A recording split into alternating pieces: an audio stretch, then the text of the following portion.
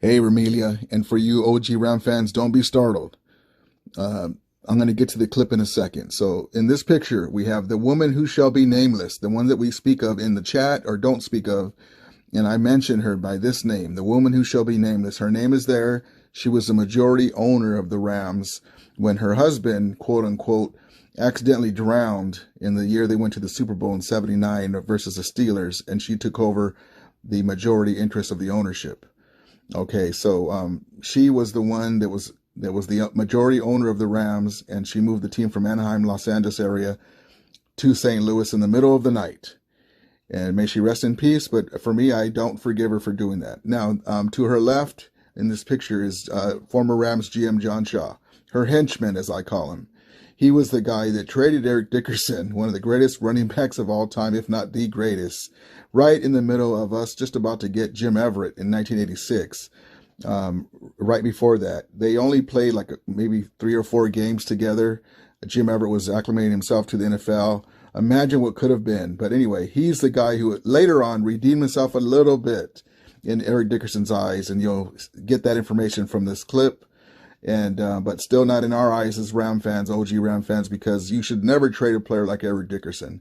And then to the right is our guy, Stan Kroenke. He was the former minority owner of the Rams at that time. And then when she passed, he ended up taking over the majority by buying the Rams and bringing them back to Los Angeles. So we'll get on with the clip. One of the things I didn't put in this clip is they were talking about the SMU scandal in college where Dickerson went. They used to, at that time it was a scandal, but now it's almost regular. Now the college players getting paid, but they used to give you, the booster club used to give you under the table money allegedly, and there was a Trans Am transaction that Eric Dickerson's grandmother paid for, and they were trying to say that they gave it to her, but that's not in this clip. Allegedly that they gave it ends up that she ended up what she did pay for it, but it's funny how she got the money back.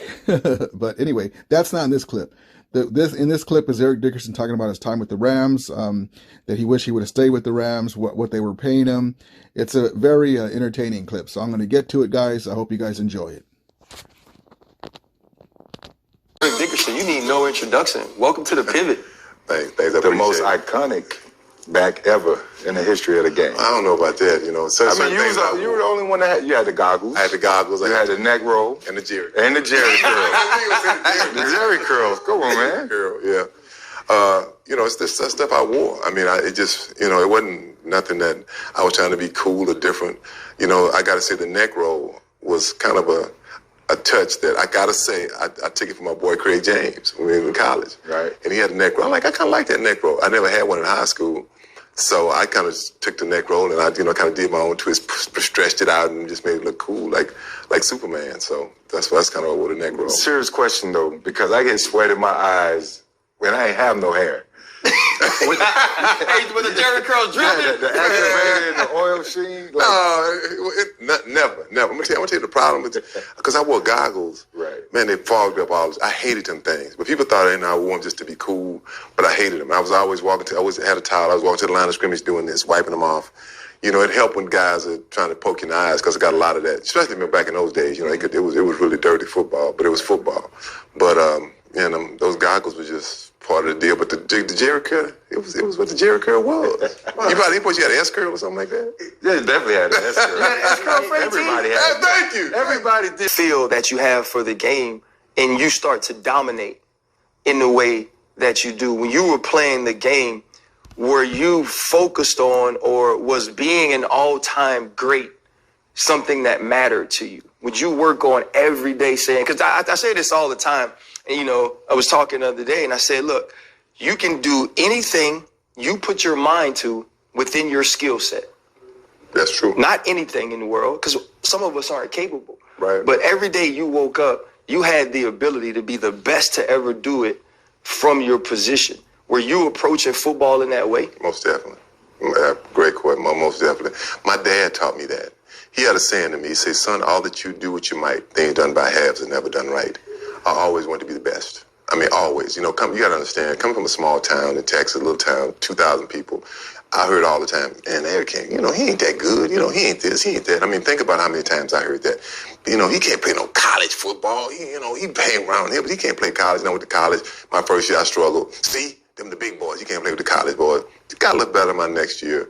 My junior year, really, really good.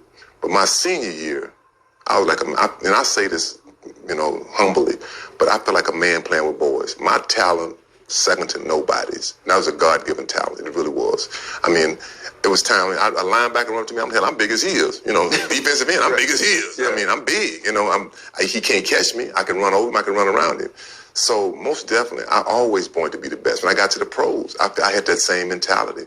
I mean, I didn't know how I was going to transcend. I won't forget, me and my best friend talked when I got drafted. He said, "So, what you think would be a good rookie?" I said, "Well, man," because he looked at Marcus's stats. I won't forget, look at Marcus Allen's stats. I think Marcus had like 1,100 yards, something like that, like 8, 9 touchdowns. And he said, "Well, man, you better than Marcus." He said, "So you should have maybe like 1,300 yards and 10 touchdowns." Right. I said, "That's a good goal." I mean, that was a goal. Mm-hmm. But I had 1,800 yards and 20 touchdowns. And after that year, I mean, I worked hard. I mean, and anybody who knows me and knew that worked out with me, I worked hard at it. I had the gift, but I worked at the gift. You know, and I tell any kid that, you know, if God's going to give you something, it depends on what you do with it. And for me, man, I always wanted to be the best player, you know, and, you know, in some phases I was, some phases I wasn't, but, you know, I always gave 100%. We had Marshawn Lynch, so I got to do it to Freddie again. Freddie, ED sweeter than you. Yeah. I mean, you got to pay homage at some point, right? You got to, you know, when they say game recognized game, and there are a lot of backs that come before me that I respect, even some guys that played in my era that I respect. I'm talking about, you know, the LaDainian, guys that play now. Yeah. I love Saquon's game, so certainly when he's healthy. Christian McCaffrey, a lot of Alvin Kamara. So I always make sure I check out other guys' games. I can see some backs that are in a system, and they're a product, they're a benefactor of that system. And I'm looking like, all right, I would love to have 7 in the box every play. You know, right. It's not always, you know, it doesn't always work out that way. But ED, he was a dog, man. I remember the high step, you know, the lean back, running upright, you know, when he's in the open. Yeah. But in contact, he always lowered his pad, big guy getting down. So I was able to study his game. So certainly, I always tip my hats off to the legend. Funny about vice versa, because, you know, I told you this. I think I told you that they had me look at film on you. Mm-hmm. They had me look at film on him and Curtis Enos. And the Rams asked me, they said, "Eric, we want you to look at some film on some 2 players." I said, "Okay." I said, "We said Curtis Enos and Fred Taylor." So I said, "Okay." So they sent me the tape. I looked at him. I said, "All right." I knew which one I liked. I just wanted to see what they were going to say. I said, "Which guy you like?" I said, "Tell me who y'all like." They said, "We like Curtis Enos." I said, "Not the guy."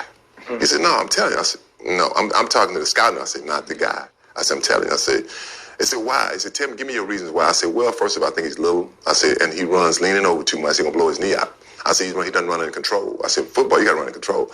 And they talked about it and said, "Well, look, Fred Taylor, he gets hurt too much." I said, "That's college." I said, "But I like the way he runs." I said, "He's the guy." They said, "We didn't get him draft either one of y'all." Right. But then as time went on, you know, and they said, "Eric, you were right." I said, "I told you." I mean, I said, I knew it. Same thing when we got Marshall Faulk because I helped them facilitate that trade with the Rams to get Faulk. He was in Indianapolis. And I went to our general manager and I told him, "Look," I said, I talked to Faulk and his agent. I said, "He wants to get out of Indianapolis." I said, "We have a chance to get him." And the general manager, "Well, he's always, but why, Eric, why?" And I told him why. I said, "This guy will make a big difference on our football team." I said, "Because we don't have a name player right now. Can't put nobody in the stands." I said, and I see he's a great player. I say, "I think he'll be a great player for us." Fast forward, what we do? Super Bowl. I expect that.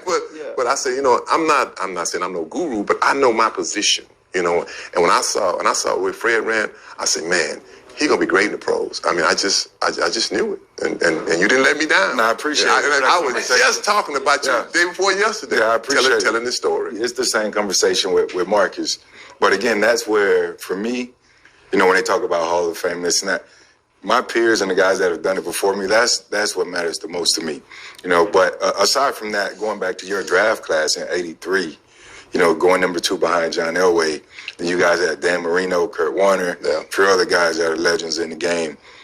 Did that motivate you, knowing that you were in that draft class with those guys, to be the best to get Rookie of the Year? Not really. You know, man, we just a bunch of kids, you know, just a bunch of young kids. It wasn't the media like they have today. It was we knew certain guys. Like I played against Marino in the Cotton Bowl. You know, I'd heard about John Elway, Roger Craig. I was friends with Roger. Met Roger going to the Hula Bowl. Him and Jamie Williams. So, not really. I mean, it was just. I just wanted to play well. I wanted to do well for my football team. And the thing I knew about with the Rams is that they had a good offensive line. And I had no injuries when I came out of college. I never carried the ball full time since high school. You know, being that guy. So it gave me an opportunity to show how good I was. Because I always knew. I said, they'd really pushed me for the Heisman. I don't want the Heisman. I mean, I always said that I was the best player in the country that year. I mean, I'm not bragging, but I had 1,679 yards, so like 203 carries, 7 yards a carry, 17 touchdowns. I mean, I carried the ball half the time. Right. I'd say Herschel had 150 more carries than me and 100 more yards than I did. Right. I tell him, that's my Heisman you got, Herschel. Right.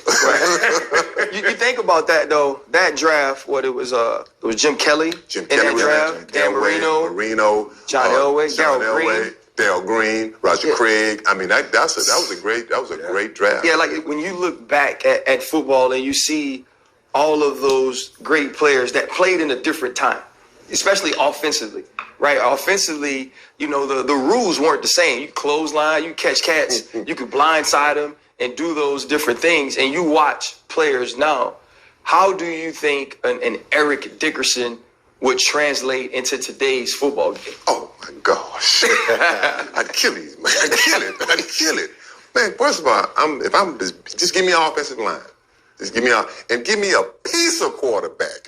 Just a piece. I ain't never really had give me a guy that can just get it downfield. Yeah. And I ain't got to see them 8, 9 man fronts every time. You know what I'm talking about. Mm-hmm. Man, you watch the line of scrimmage, man, and you see the safety right there. You're like, damn. I mean, it's frustrating. Yeah. I mean, I would kill it. I know I would. I mean, people ask me that. I mean, with the talent I had, like I said, and I say it again, not bragging, but God gave me a talent second to nobody's talent. So I think I'd do well. Right now, run the ball 40 times a game. You speak of Tennessee. Mm-hmm. Tennessee has no Super Bowl rings because of the fact that style of football cannot win this day and age when you got the Patrick Mahomes throwing 50 times a game. You can't do it with Ryan Tannehill. But the Dallas Cowboys in the 90s, they ran the football. They ran the hell out the ball. But they had Michael Irvin, they had Troy Aikman, Harper on the outside. They had that big offensive line. Yeah. They did it. I mean, if you got a quarterback and you got a running back, man, just happen, and you got a great offensive line, why wouldn't you run it? Let me tell you, I asked LT and Bruce Smith this question. We're talking about running football. I said, let me ask y'all a question, because the reporters I would say, you don't have to have a running back, you don't have to run the football. I said, let me ask you guys, if you played in a football game and they didn't run the ball at all, I'm talking about no runs, no jet sweeps, nothing. Both of them said, no runs. I said, oh, we love that. He said, we kill them. I mean, man, you've got to be able to run the football. The thing is that the backs don't want to do it. They don't have the heart for it. Most of these backs are little guys, 5'11". They say, he's a big back, he's 5'11". 5'11", he's a little bitty man.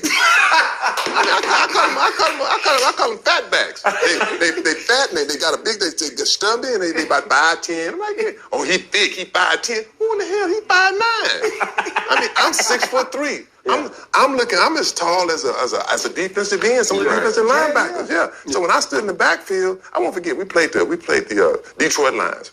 My rookie year, I come on the field, and I ran by the DBs. One DB say, "Damn, that's a running back. That's a defensive end." I had 199 that day. Hey, he didn't want to hit you from the jump, though. He didn't want to hit you from the jump. I said, John Elway. And I just got to compare it. He's the first. He was making $1 million. I'm making $175.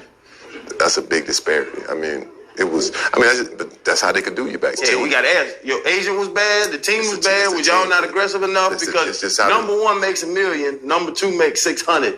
Yeah, but that's how it was, because they really controlled the narrative. Like teams, when your team drafted you back then, you were stuck.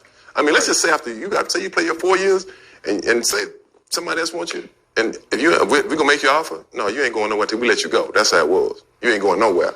Now, you played 4 years for us. We still got your rights. That's how we still got your rights. You can't go nowhere. That was the league back then. You know what's so crazy? You talk about the league back then, and we're talking about players now Also, the fame, right? The attention you can get, the type of money you can make away from the field, the partying. You got here straight from Dallas to LA, balling, killing, number 2 pick.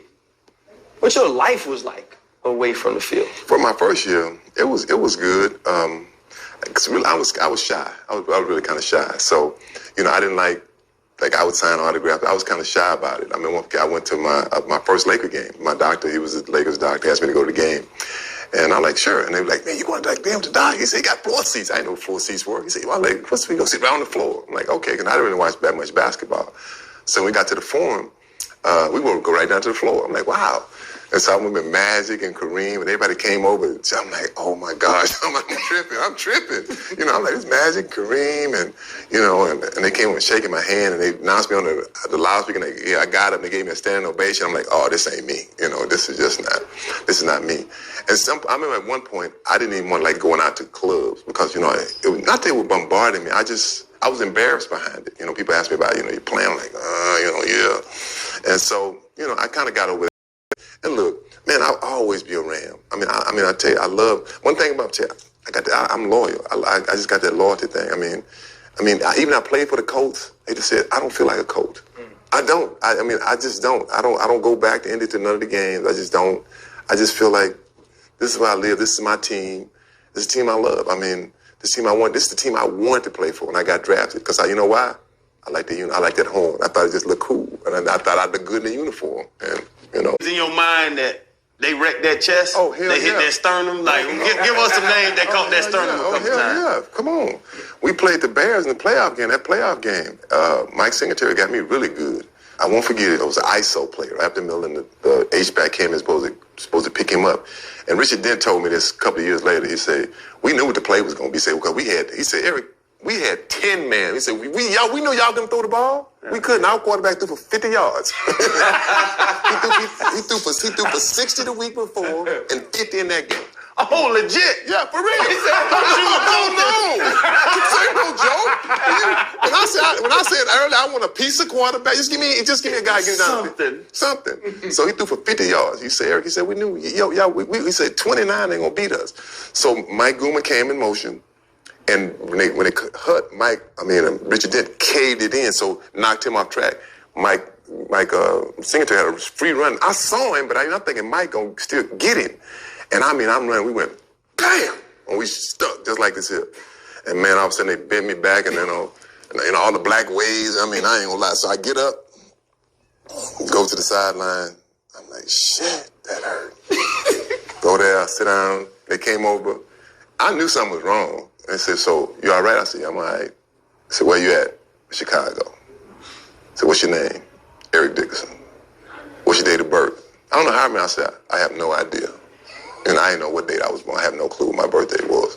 That's just how it was. But yeah, he got me really good.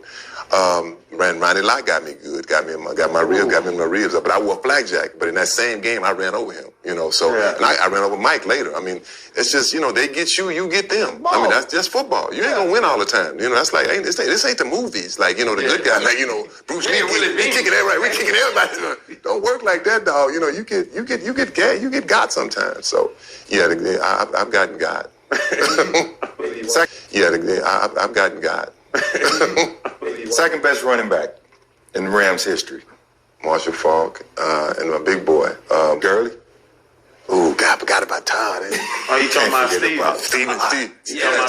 I play Steven. I say Steven because, Todd is great. That's my guy, too. Right. I said them 1, 2, 3. But I say Steven because Steven had nothing. Mm-hmm. He had nothing, man. I'm serious. And when you play that position, what it's like. You ain't got no help. Mm-hmm. He had no help. That's why. I like him. I like him. This as number 2. I don't even put I don't even like put myself in them categories. Well, that's no brainer. That goes without question. Yeah, because in my era, maybe before my era, my favorite back of all time was OJ because that's why I wanted to play running back. He was big, he was tall, he was fast. People say Jim Brown. I love Jim. Mm-hmm. I didn't see Jim play. I saw a little bit of Gale Sayers, like I said, a little bit, mostly highlights. It's always guys you saw play. That's what it comes down to. But Rams, I would have to say, as I said, Faulk, Steven Jackson, and then my guy Todd. Right. Yeah. Yeah, I was hoping Steve retired because he's directly behind me on the all-time list. Yeah, maybe like 100 yards. I'm like, retire, man. You got to retire. Don't give him no carry. I think. You talked about the guys in L.A., right? The L.A. history that you look at. And I was listening to you earlier, too, speak about watching Freddie T and Curtis Enos or different times you've consulted with the team. It seems that you have a really good relationship with the organization. And it sounds crazy to me because you talked about your contract. You obviously end up playing for Indy. I think you played for Indy longer. I played for Rams. Then you played here. Why has that relationship been one of those relationships you've poured into since you've been retired? Well, I'll say this much. When I left the Rams, man, I was mad. I was hurt. I was really hurt when I left this team because I really wanted to stay with the team, but it just didn't work out that way. And the guy who traded me out, his name was John Shaw. You know, he told me later, he said, I want to send you someplace where you'd be forgotten.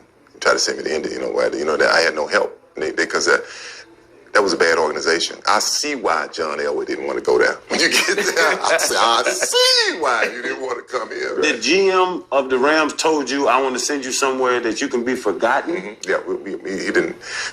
And, like I said, it was different, man. John Shaw was a guy, he was all about the numbers. He was all about the numbers, and he was arrogant. He was arrogant. He didn't miss it. He was arrogant, and he sent me because the Redskins wanted me. That's why I wanted to go. My cousin Dexter Manley was there. And he called me and said, Eric, man, I heard we trying to get you. I said, man, I know. And he said, man, they ain't gonna let that happen. That's too much like right. I'd have killed it over there. So anyway, just being with the team, then when I retired, that's when I retired, John Shaw, the German guy I'm talking about, Jackie Slater called me and said, Eric, man, he said, John Shaw, man, he wants you to call him. I said, call him for what? He said, I said, man, F. John Shaw. I said, man, over me, man. I'm not calling him. He said, Eric, man, I always said, man, he liked Eric. He said, Eric was a good guy. Because, I was a team player. I didn't cause no trouble. I didn't do drugs. I didn't beat I wasn't doing nothing but playing football. He said, I said, you want me to have him call me? Sure enough, he called me. He said, when they get this voice, hey, Eric. That's how he talked. It's John Shaw. I'm like, really? He said, how's it going? I said, good, John. What's happening, man? I like to sit and talk to you. I said, okay. So we set up a meeting. I went up to his office and sit down and talk with him. And I'll never forget, this is what he said. He said, Eric, I just want to tell you this. You're the greatest player I ever saw. He said, I screwed up. He said, you should have always been a Ram. He said, you will always be a Los Angeles Rams to us. As long as I'm here, whatever you need, you just call me. And so when he told me that, man, as hurt as I was, I let it go. I really let it go. And that's how, I just became, when they were in St. Louis, I would go back to see him play, to see the games and stuff. And John Shaw, he's right. And anything I needed, he would help me do. Is he still around? No, he doesn't work with the team anymore. How did it feel to see them win the Super Bowl here in L.A.? Oh, the best, man. The best. I told them, I kept telling guys, even Faulk and them, I said, man, when y'all won that Super Bowl in St. Louis, I said, I know that's great. I said, but man, you went in L.A. I said, it's different. It really is. And look, L.A. is still a Raider town. Let's make it plain. It's still a Raider town.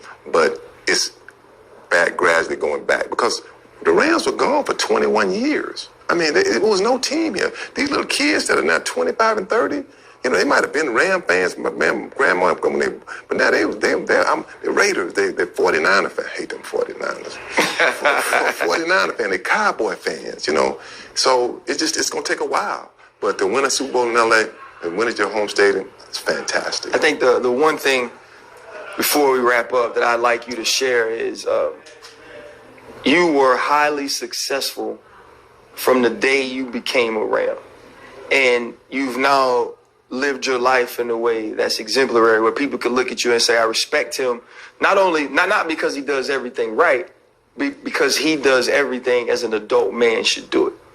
And he's okay with whatever comes with that. What would be your advice to young men who got their name called or who got that called and now have an opportunity to represent one of these 32 teams and, namely the Rams? That's a good question. Well, first of all, I haven't done everything right, but I tried to.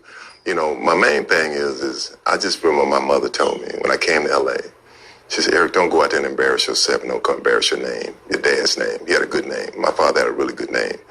And that's my big thing. I mean, and I tell any of these young players, you know, you're going to only be number 29 or number 82 or 18 for a small amount of time. You're going to be an older man a lot longer. So make that older man, make that legacy a legacy that you can be proud of. And so that's for me. I want my kids to be proud of me. I want my grandkids to be proud of me. You know, so that's kind of what I live by. And like I said, it's not a perfect life, but you know, it's a life that God gave me, and I'm not making no excuses for it. I'm blessed to have what I have. Any regrets? I ain't gonna say regrets. No, only regret, and that's not a regret.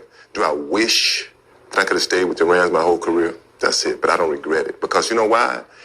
It didn't happen like that, because when I got traded, it changed the pay scale for other players. It changed the pay scale for running backs. It really did, because God told me, he said, man, Eric, he said, you didn't know this, but they had a rule called the Dickerson rule. No one could make more than Eric Dickerson as a running back. They brought our salaries up.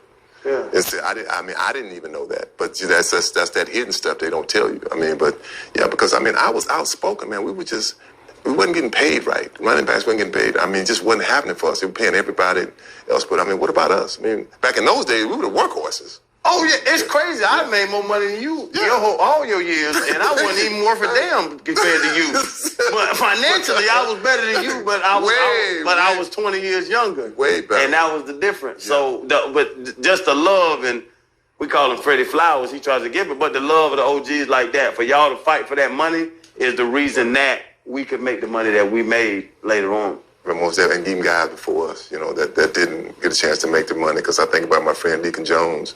He said, my first contract, he said, I made $7,500.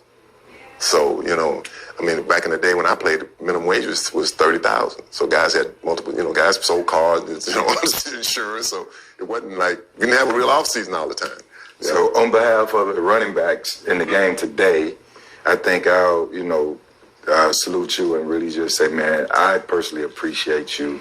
And I'm sure those guys do but just being the standard, you know, setting the bar and just, man, giving us something to look up to and goals to chase. But with that, who are your top 5 backs in the game today? Right now? Right now. That's 5. It usually changes, but 5, easy 5. I'm just gonna go by team. Like you name it. That's fine. There's gonna be some big old sons of bitches. Well, I know what you know. Derrick Henry. That's my number 1. Okay. Number 2 would probably be. I still like Zeke, man. I still like Zeke. You know, I like Zeke because Zeke is tough. Yeah. He runs between the tackles. I like Zeke. You know, let me think. I like Saquon Barkley, but he's never had a chance. And I said that when he got drafted. I said I hate to see this young talent go to a bad football team. He's probably going to end up getting hurt. He went early like you, though. He was the second pick of the draft as well. Second pick of the draft, but a terrible football team. God, give me some more back. You got 2 more. You got Alvin Kamara, Christian Off the McCaffrey, other side, though, because you hit the two first. Jonathan Taylor. Jonathan Taylor. You know, Christian McCaffrey. I like Christian McCaffrey. But how do you feel about Christian McCaffrey and Kamara, the guys out of the backfield, the receiving backs? Because you, like you saying, Derrick Henry number 1. That's downhill, high formation guy. You like those. I like that, but I like guys come out the backfield too. See, my first year, I had 51 receptions. Because we had a kind of a quarterback. I had 51 receptions for, I think, 498 yards. But my quarterback, that was Vince Ferragamo. After that, I never played with a quarterback like him ever again. So I like the young kid, Christian McCaffrey. I like McCaffrey a lot because, I mean, he's just been hurt, you know. But, man, I call him white chocolate. You know, smooth, man. That white boy can play, man. I call it like I see it. I like him. So I don't know if that was 5 or not. That's 5? That's 5, but that's 5. Yeah. I say this. Solid 5. That's solid 5. I say this, man. I am a football nerd. You know all about. I love watching you on TV. Yeah, I'm a football junkie. So for us to have the opportunity to sit down with one of the best that ever lived on our little show, man, is huge. It's huge for us, and we couldn't be more grateful, you know, that you gave us your time. This is for sure one of the more special pivots, you know, we've done since we got together, man. So thank you so much. No, thank y'all. I appreciate it. Thank you for the word. I'd have thumped that chest. You thumped it? That was big chest.